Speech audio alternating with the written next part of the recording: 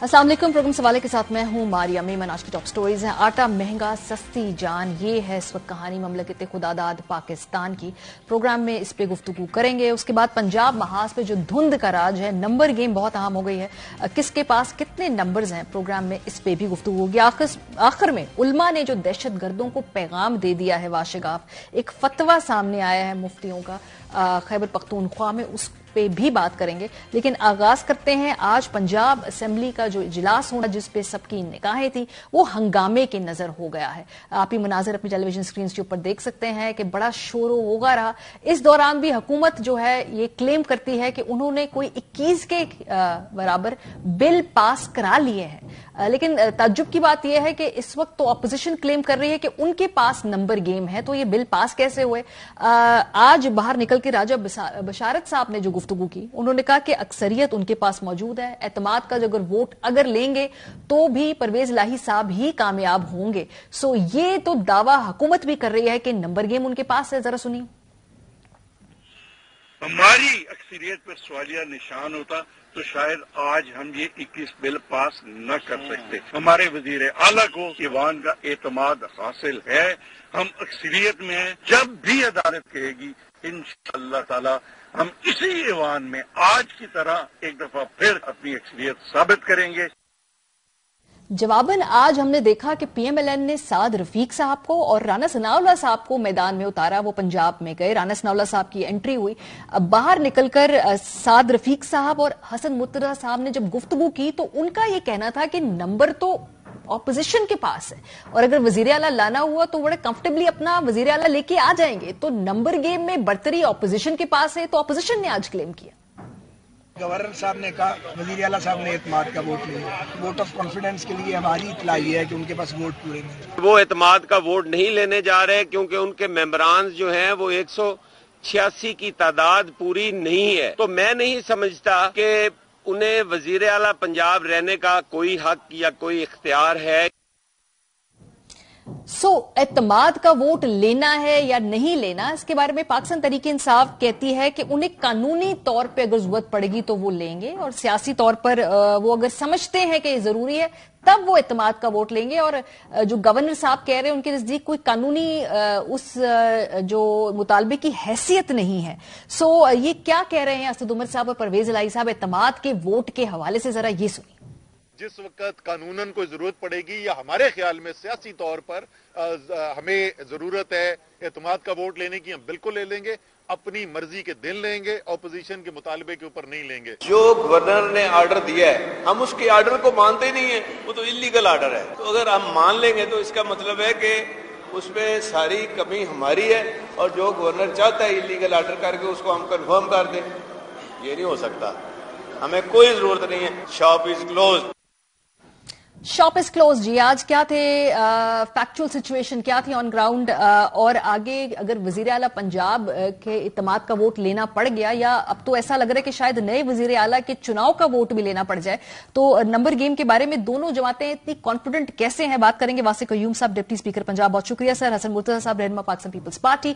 सबसे पहले आपसे आगाज करते वासिक कयूम साहब, ये 21 बिल आपने कैसे पास करा लिया आज, क्योंकि बकौल ऑपोजिशन के उनके नंबर तो उनके पास है।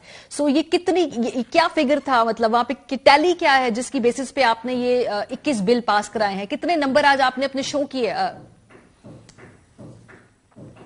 जी अस्सलाम वालेकुम। जहां तक मैं आपका सवाल समझ सका हूं, क्योंकि आवाज कट रही थी, आप नंबरों का पूछ रहे हैं कि आज हमने इतने बिल पास करे, हमारे कितने नंबर थे? जी जी जी जी हमारे आज भी नंबर 180 के अराउंड थे और ओपोजिशन से ज्यादा थे। ओपोजिशन के नंबर कम थे आज भी।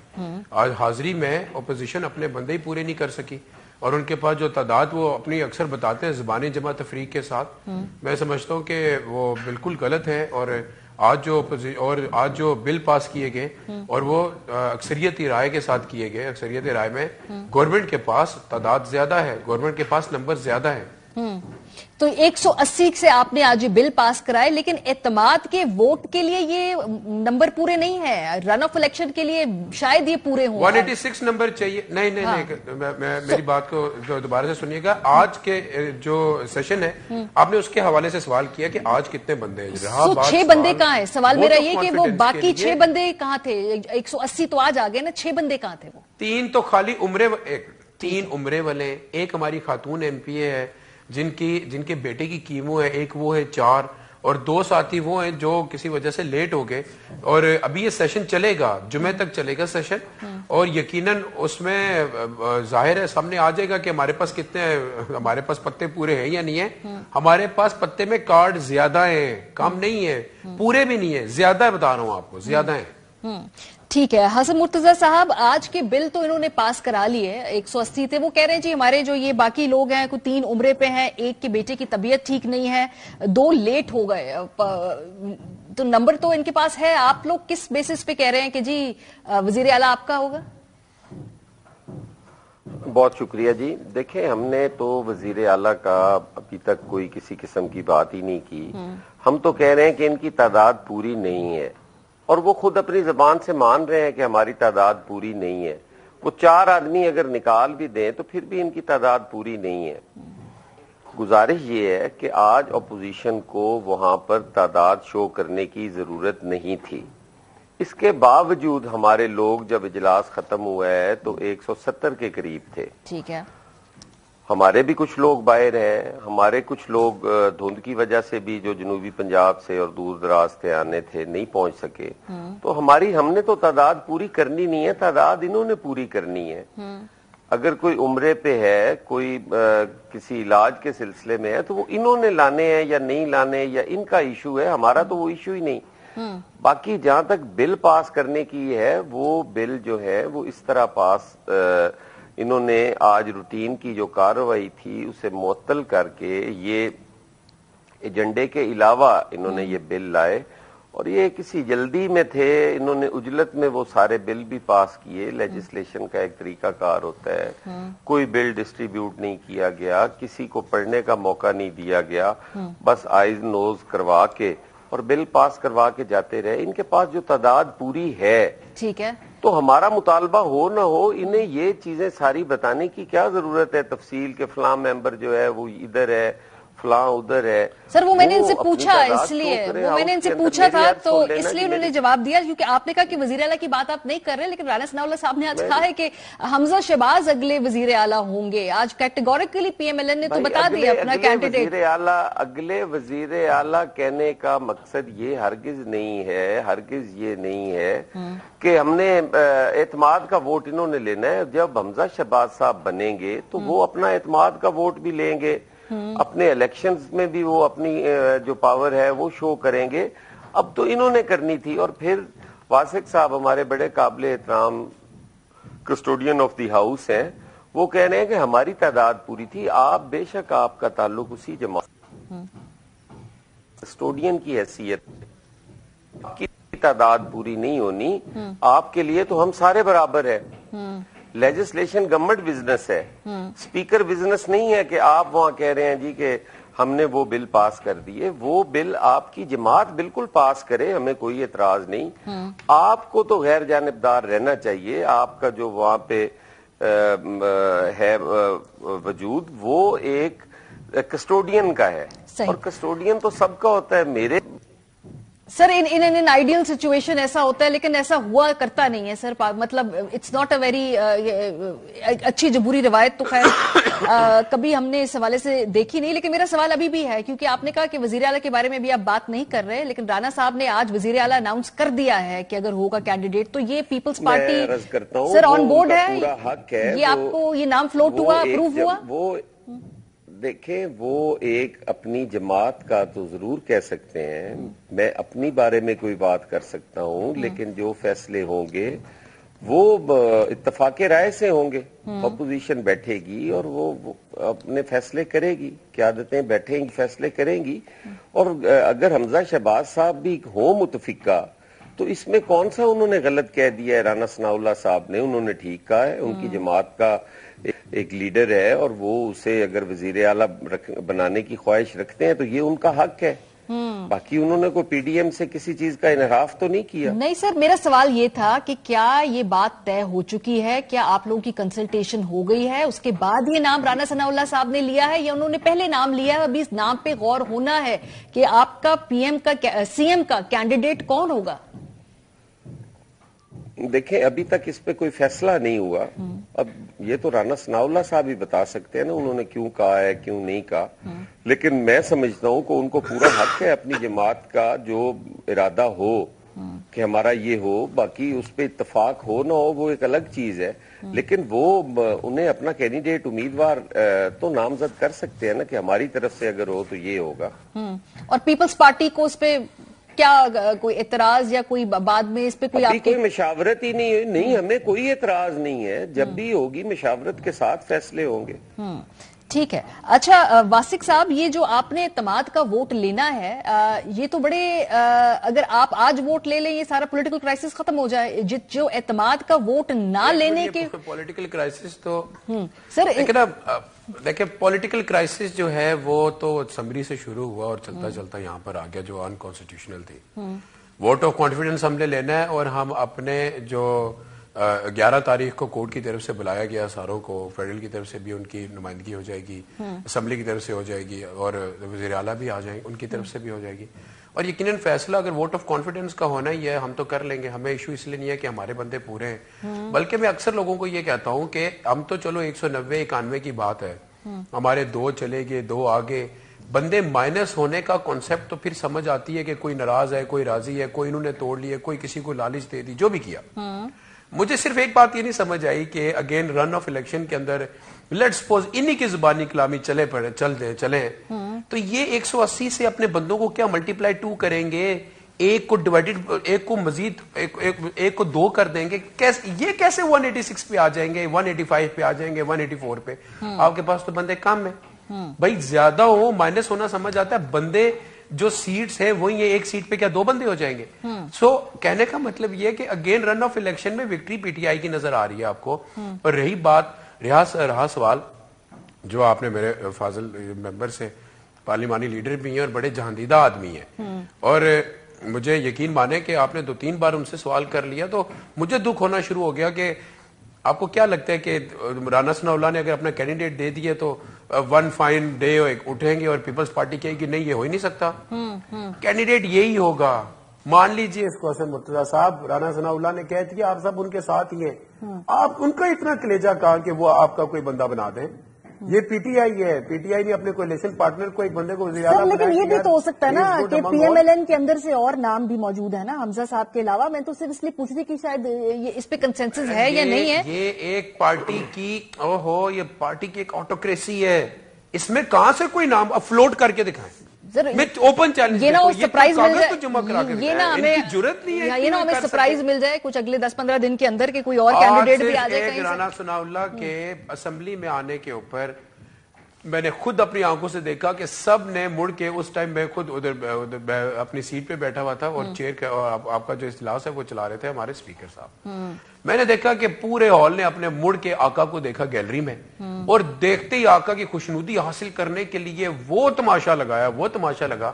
تو اگر ہاؤس میں اگر ہمیں تو انبائس ہونا چاہیے, بس جسٹ ٹیل می کہ جہاں پر مونوگرام اور لوگو لگا ہو پنجاب اسمبلی کا, وہ پیسٹیج آپ کی بھی ہے, اپوزیشن کی بھی ہے, وہ ٹیری بینچز کی بھی ہے, اور جب اس کو پھاڑ کے ہوا میں پھینکتے تو وہ عزت کہاں پر جاتی ہے. پھر بتائے نا, پھر اخلاقیات کا کوئی دائرہ کار رہ گیا, کوئی بات رہ گئی, سارا اڑا کے پھینک دیا ہوا میں.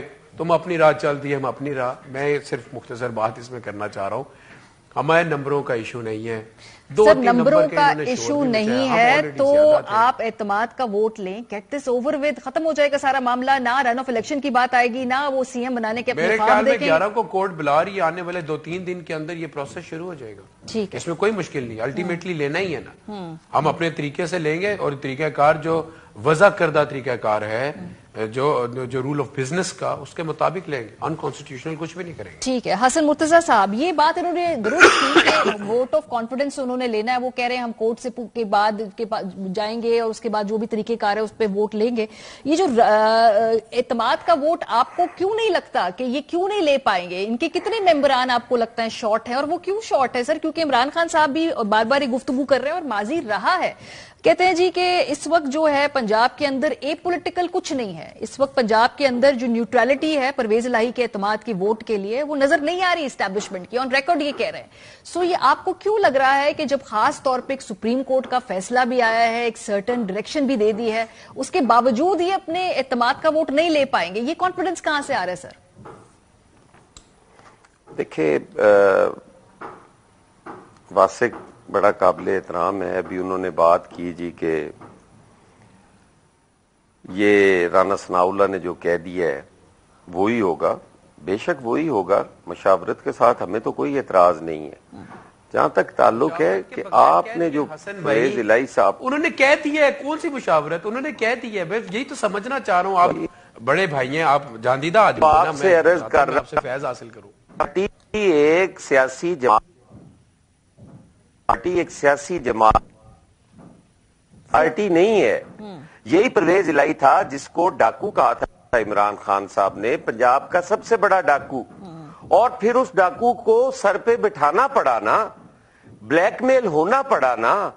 یہی تو میں کہہ رہا ہوں کہ پیپلز پارٹی جو ہے وہ بلیک میلنگ کی سیاست پہ یقین نہیں رکھتی. آپ نے بات کی, میں نے بالکل پرسکون سنی, میں نے سنی. ٹھیک ہے حسن صاحب, آپ اپنی بات مکمل کریں, اپنی بات مکمل کریں. صاحب آپ بات کریں. ٹھیک, دیکھیں گزارش صرف اتنی ہے کہ آپ نے اعتماد کا ووٹ لینا ہے, ووٹ آپ نے پورے کرنے ہیں.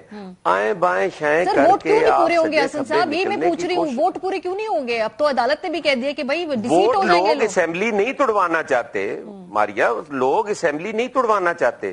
ایم پی ایس جو ہیں وہ خرچے کر کے آتے ہیں, دھکے کھا کے آتے ہیں, ٹانگیں توڑوا کے آتے ہیں. کوئی اسمبلی میں ویسے ہی تو نہیں آ جایا جاتا. تو کون چاہتا ہے کہ الیکشن کا سال ہو, اس کے ڈیولپمنٹ کام جو ہے وہ شروع ہوئے ہیں. جو بھی حکومتی امیدوار ہیں ان کو نوکریاں مل رہی ہیں, ان کو کوٹے مل رہے ہیں, وہ چاہتے ہیں کہ آج اسمبلیاں ڈیزالو ہو جائیں اور ہم دھکے کھاتے گھر چلے جائیں. فون کالز آ رہی ہیں ہمیں, ممکن نہیں ہے. صاحب نے کہہ بھی دیا ان کے بندے اٹھا کے لے کے جا رہے ہیں, وہ کہہ رہے ہیں کہ پریشرائز کیا جائے. سمجھ نہیں آتی فون کالز کا نام کیوں نہیں لیتے کہ فلاں بندہ فون کال کر رہا ہے. آج پولیٹیکل انجینئرنگ اگر ہو رہی ہے تو نام لے کے بتائیں نا کہ فلاں بندہ کر رہا ہے. آج باجوہ صاحب تو چلے گئے, اب انہیں جو کر رہا ہے اس کا نام لے نا. باقی ساروں کو تو کہتے تھے اوے آئی جی, اوے جرنل, اوے فلاں, اوے جوڈیشری. آج نام لے کے بتائیں نا کہ کون آدمی ان کو فون کال کرتا ہے, کس کے بہاف پہ کر رہا ہے, کون پولیٹیکل انجینئرنگ کر رہا ہے. آج یہ کیوں نہیں بتاتے؟ ان کو لوگ چھوڑ کے اگر کسی اور پارٹی میں چلے جائیں وہ پولیٹیکل انجینئرنگ ہے. 2018 کے اندر یہ جنوبی ایک پارٹی کو ڈینٹ ڈال, ایک سیاسی کلچر کو نقصان پہنچا دیں, ان کو کوئی پوچھنے والا نہیں ہے. لیکن اگر اب ان کو لوگ چھوڑ کے جا رہے ہیں ان کے نیریٹو کی وجہ سے, ان کے یو ٹرنز کی وجہ سے, ان کی کرپشن کی اور چوری کی وجہ سے, تو یہ کہتے ہیں جی کہ فون کالز آ رہی ہیں. تو سر وہ چھوڑ ہمیں کے تو جا آج تک زندگی میں, میں ساری عمر اپوزیشن میں رہا ہوں, مجھے تو کبھی نہیں کسی نے فون کال کر کے کہا سر کہ شکر آپ کریں ادھر آ آپ کو جاؤ فون یا کال ادھر نہیں چلے آتی, جاؤ کیونکہ یا سر ادھر یہ آ تو جاؤ. 2018 میں آپ کی اپنی جماعت بھی کہتی رہی کہ فون کالز آتی تھی اور پھر وہ ہوا کرتا تھا. آپ کی پیپلز پارٹی کی تو میں اپنی بات کر رہا ہوں جی, اگر کوئی بھی کرتا ہے تو اس کا تو اس نے بتانا ہے نا کہ فون کال کون کر رہا ہے. اس کا مطلب یہ نہیں میں کہ ہوتا آپ نہیں ہے کو اپنا پاکستان بتا کی رہا ہوں, سیاست میں. میری عرض سنیں نا, میں اپنا آپ کو بتا رہا ہوں کہ مجھے سیاست کرتے ہوئے ایک مدت ہو گئی ہے, اور میں نے آج تک فون کال نہیں سنی کہ کسی نے مجھے فون کال کر کے کہا ہو کہ آپ اس طرح کر لیں. سوال ہی نہیں پیدا ہوتا. جو ان کا دل ہوتا ہے, جو چاہ رہے ہوتے ہیں کہ ہمیں کوئی کال آئے, تو وہ اس کال کا انتظار کرتے ہیں اور انہی کو آتی ہے, باقیوں کو تو نہیں آتی.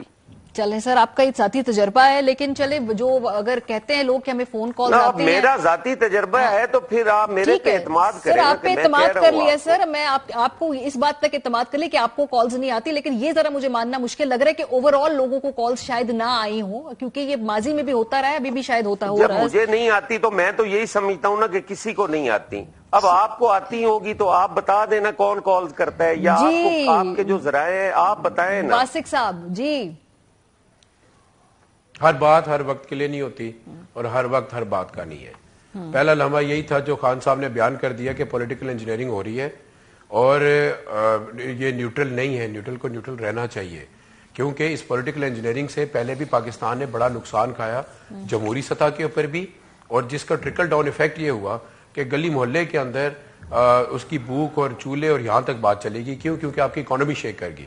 سو میں یہ کہنا چاہ رہا ہوں کہ اگلے لمحے میں یقیناً اگر کئی چیزیں अंडर कंट्रोल ना हुई और अगर सबने अपनी पॉलिसीज को रिवाइज ना किया तो यकीनन फिर खान साहब ने अगली बात भी करनी होगी और हम यकीनन अगली बात भी करेंगे।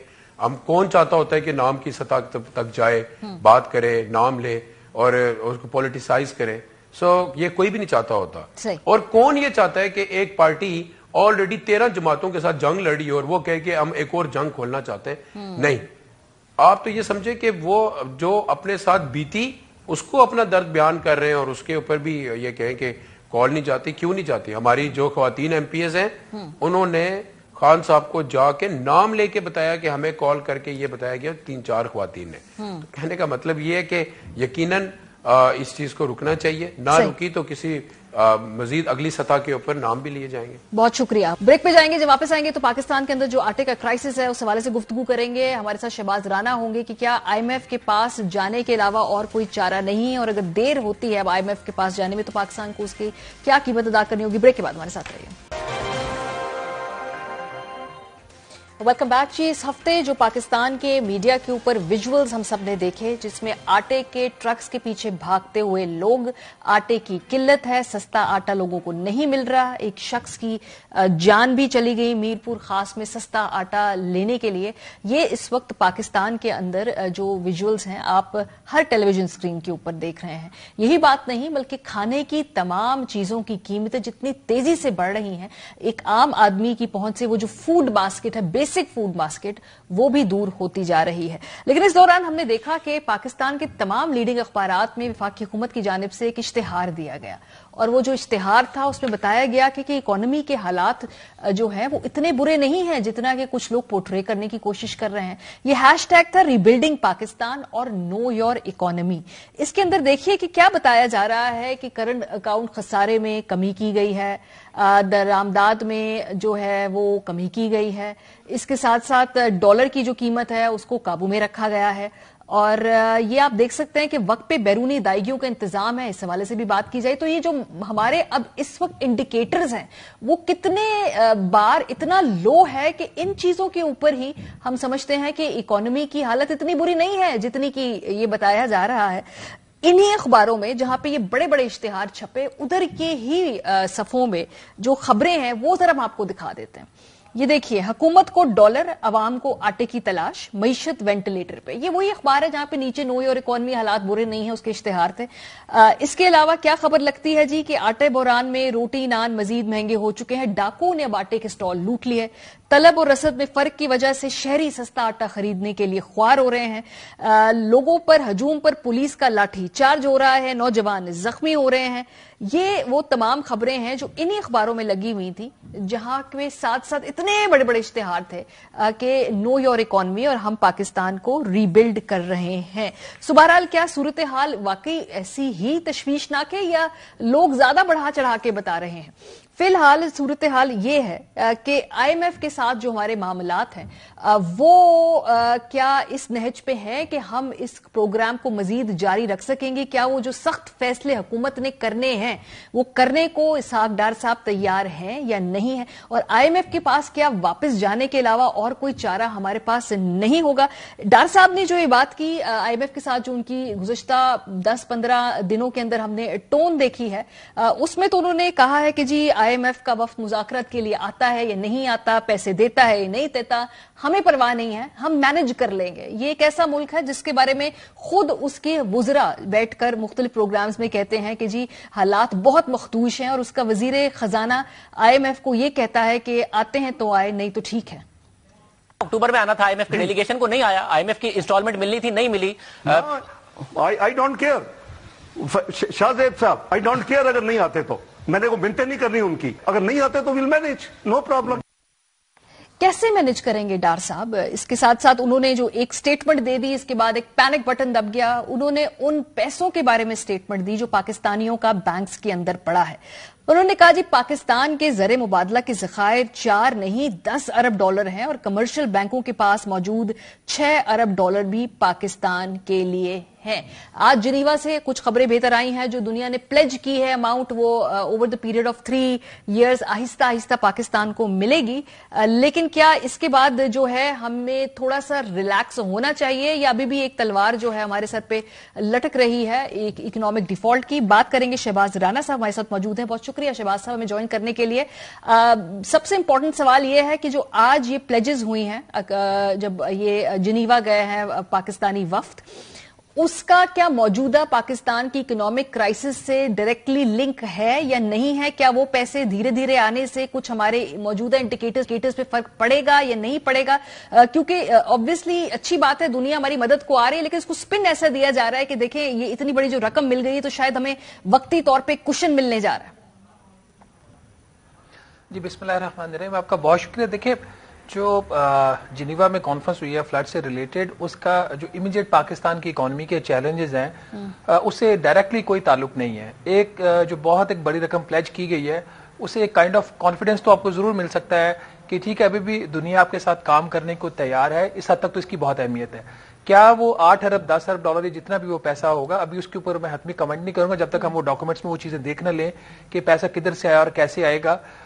کیا اس کے فوری طور پر اس میں سے کیا 1 ارب ڈالر بھی پاکستان کو مل جائے گا؟ میرا خیال ہے کہ یہ وہ والا پیسہ نہیں ہے جو آپ کے کرنٹ اکاؤنٹ خسارے کو پورا کر دے یا آپ کو قرضوں کی ادائیگی میں استعمال ہو جائے.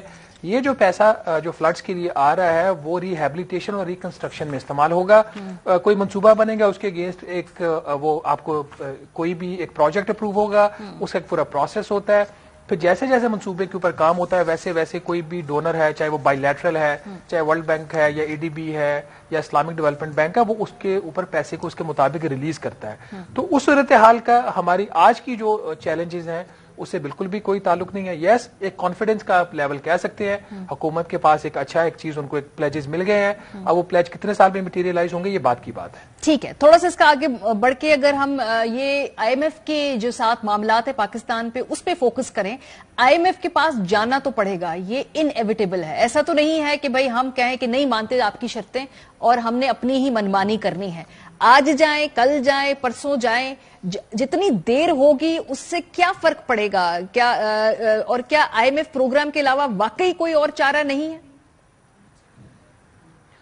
دیکھیے ہم ایک بہت خطرناک صورتحال میں پھنس چکے ہیں اور یہ صورتحال فوری طور پر ڈیولپ نہیں ہوئی. یہ پچھلے کوئی 8-10 سال میں یہ پروسیس شروع ہوا تھا. ہم اس وقت مسلسل لکھ رہے تھے اپنے سٹوریز میں کہ یہ جو شارٹ ٹرم جو قرضے ہیں ان کے اوپر حکومتیں رلائی کر رہی ہیں, چاہے پہلے PMLN کی حکومت تھی, اسی پالیسی اور روش کو پھر PTI کی حکومت نے جاری رکھا, تو وہ پھر ابھی PMLN کی حکومت دوبارہ یہ PDM کی, اس میں وہ سلسلہ جاری رہا.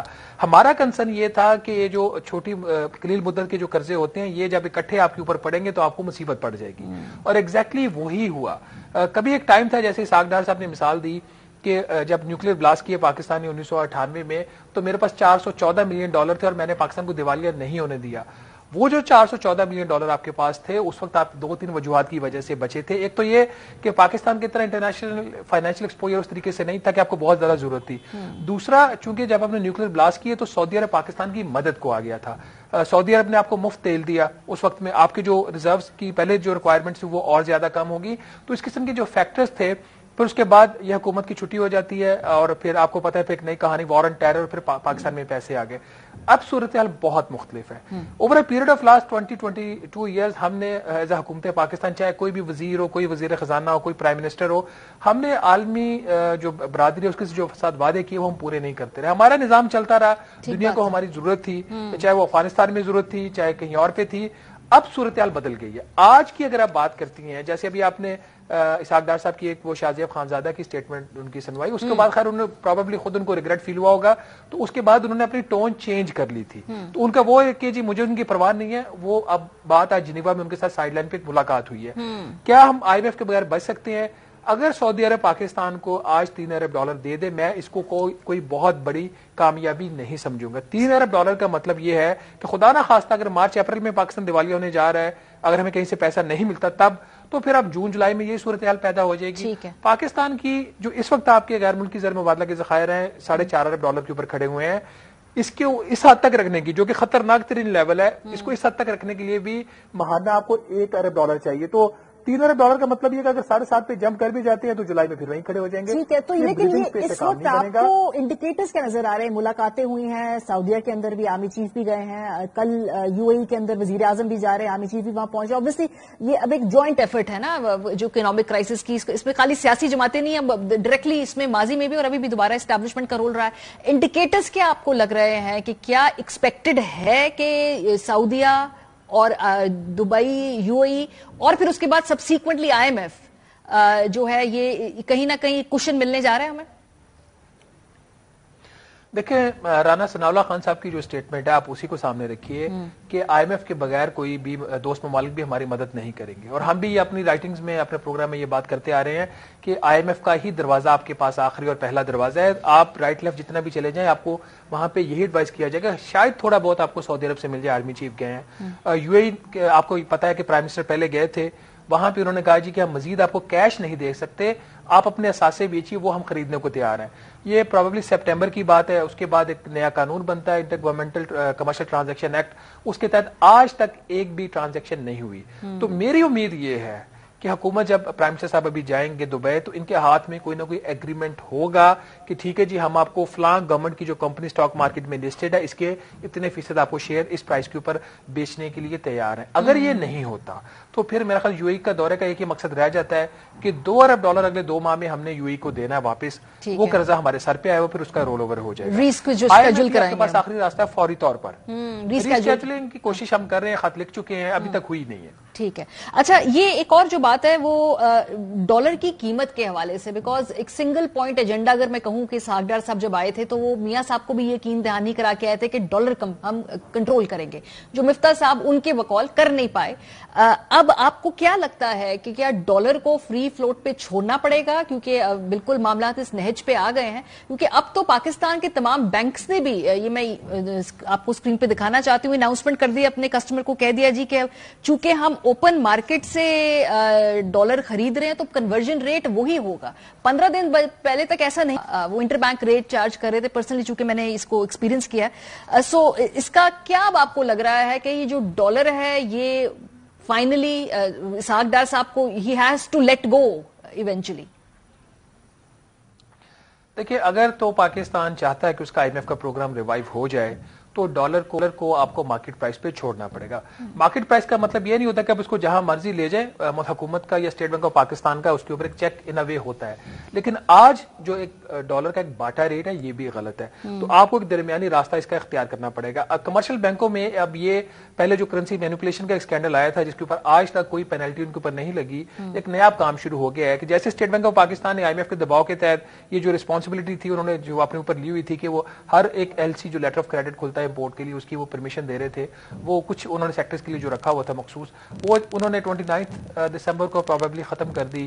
تو اس کے بعد وہ معاملہ چلا گیا کمرشل بینکوں میں. کمرشل بینکوں کو انہوں نے ایک پرائیورٹی، ایک ترجیحی ایک لسٹ پکڑا دی کہ یہ 4-5 چیزیں پہلے آپ کریں گے، اس کے بعد آپ کسی اور چیز کے لیے LC کھولیں گے. اب ہو یہ رہا ہے کہ جب کلائنٹ جا رہا ہے بینک کے پاس کہ مجھے ڈالر دیجئے، تو as a matter of fact banks تو پہلے ہی شارٹ ہیں، انہوں نے جو آگے کمٹمنٹس کی ہوئی ہیں اتنے ان کے پاس پیچھے ڈالرز نہیں ہیں.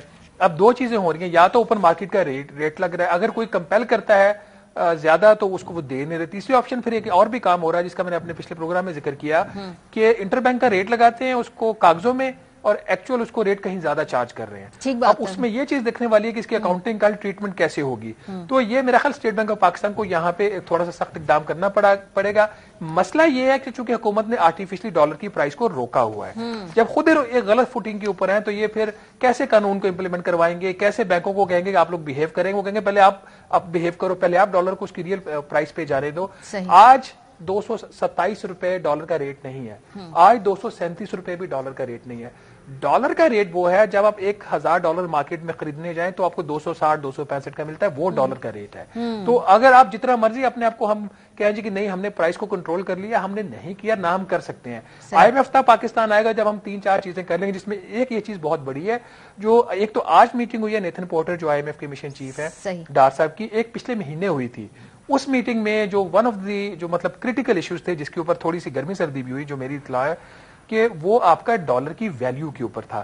میرا خیال ہے کہ ساکھدار صاحب کو یا حکومت پاکستان کو اس چیز کو ریویو کرنا پڑے. Eventually he will have to let go اگر I M F programme revive کرانا ہے. بہت شکریہ شہباز رحمان صاحب ہمارے ساتھ موجود تھے. بریک پہ واپس آئیں گے تو ایک فتویٰ سامنے آیا ہے علماء کرام کا دہشت گردی کے خلاف.